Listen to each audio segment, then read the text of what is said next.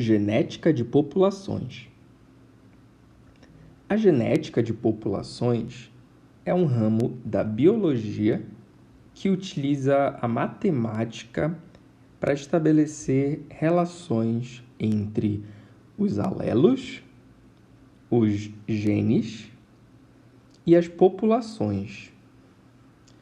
A principal consequência desse estudo são as frequências alélicas e as frequências genotípicas. E são essas frequências que eu vou falar nesse vídeo. Para entender essas frequências, nós precisamos estudar o equilíbrio de Hardy-Weinberg. Mas o que fala essa teoria de Hardy-Weinberg? Fala o seguinte: a frequência dos alelos em uma população tende a ser constante em determinadas condições. As condições são as seguintes: a população tem que ser grande o suficiente. Ela tem que estar também livre para quaisquer tipos de cruzamentos. Não pode haver uma forte seleção natural agindo sobre ela, e também não pode haver a entrada nem a saída de indivíduos, ou seja, migrações. Além disso, também assume-se que não há mutações. Trata-se, portanto, de uma população idealizada para os estudos matemáticos serem mais descritivos. Pois bem, vamos imaginar então uma determinada população que eu delimitei o território aqui em preto, com vários indivíduos que têm alelos diferentes. Vamos então contar os alelos dessa população. Aqui nós temos dois tipos de alelos: os alelos azão e os alelos azinho. Bom, vamos começar pelos azão. Eu vou ter 1, 2, 3, 4, 5, 6 alelos azão. Agora, os alelos azinho. 1, 2, 3, 4, 5, 6, 7, 8, 9, 10, 11, 12, 13, 14. 14 alelos azinho. Portanto, eu tenho um total de 20 alelos. Nesse tipo de estudo de populações, de genética de populações, convenciona-se algumas letras para cada alelo. Então, nós vamos utilizar aqui, para o alelo azão, uma outra letra, que vai ser a letra P. E para o alelo azinho, a letra Q. Trata-se apenas de uma convenção matemática. Então, nós vamos olhar aqui. A frequência do alelo azão, que nós chamamos de P, vai ser igual a 6 de um total de 20 alelos.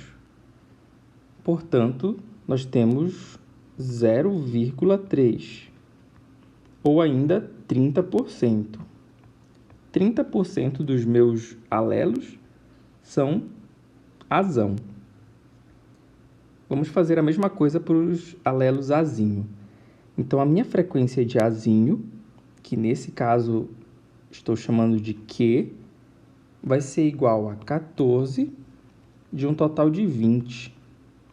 Portanto, nós temos 0,7, ou ainda 70%. Com esse resultado, nós podemos perceber uma coisa. Aqui, do total da frequência de alelos, se eu somar P mais Q, eu vou ter igual a 1. Da mesma maneira que se eu somar 30 mais 70, eu vou ter 100%. Portanto, essa daqui é a nossa primeira equação importante, porque ela fala sobre a frequência alélica, ou seja, a frequência de alelos. A minha frequência de alelos numa população com aquelas condições estabelecidas, a minha frequência de alelos, se eu somar os alelos P com os alelos Q, eu vou ter o valor total igual a 1. Tá, eu já tenho a frequência alélica. A partir dessa frequência alélica, eu posso encontrar a quantidade e quais são os genótipos. E aqui a gente percebe 3 tipos de genótipos: azão, azão, o genótipo azão, azinho e o genótipo azinho, azinho. Digamos que eu não saiba isso daqui, eu só tenho essas frequências aqui. Pois bem, vamos lá. Nós temos que lembrar de como é feito o cruzamento, e eu já coloquei aqui para vocês, o cruzamento de 2 heterozigotos, no caso, azão, azinho, com outro azão, azinho. Bom, eu coloquei esse cruzamento da maneira como a gente aprende no ensino médio, mas eu vou transformar, eu vou colocar na forma que a gente tinha convencionado as outras letras. Então, eu vou fazer o cruzamento de P, Q, com P, Q. Da mesma maneira, se eu usasse azão, azinho, eu vou ter P, P, P, Q, P, Q e Q, Q. Olhando para esse quadro aqui, a gente pode inferir algumas coisas. E aqui começa a relação da matemática também. A gente tem que tratar matematicamente, ou melhor, interpretar matematicamente o que isso quer dizer. Então, se eu selecionar esse genótipo, PP, eu vou colocar aqui, ó, PP. Em matemática, é a mesma coisa como se eu estivesse multiplicando esses 2 alelos.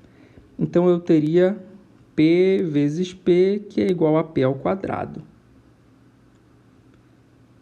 Se eu selecionar agora esse PQ e esse outro PQ, ora, aqui eu vou ter 2 vezes o PQ.